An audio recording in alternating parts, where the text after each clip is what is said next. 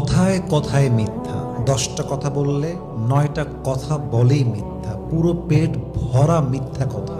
এমন মানুষ কখনো কোথাও আজীবন টিকতে পারে না, এমন মানুষ কখনো অনেস্ট অ্যান্ড লয়াল হতে পারে না।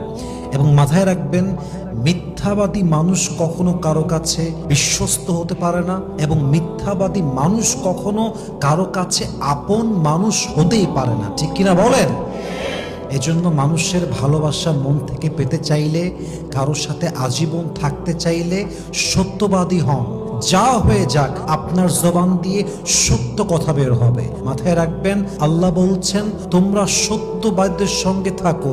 ইয়া আইয়ুহাল্লাযীনা আমানুত্তাকুল্লাহা ওয়া কুনু মা'আস সাদিকিন। যে সত্যবাদীর বন্ধু হয়ে যায়, আমি আল্লাহ নিজে তার বন্ধু হয়ে যায়। সুবহানাল্লাহ পড়েন সবাই।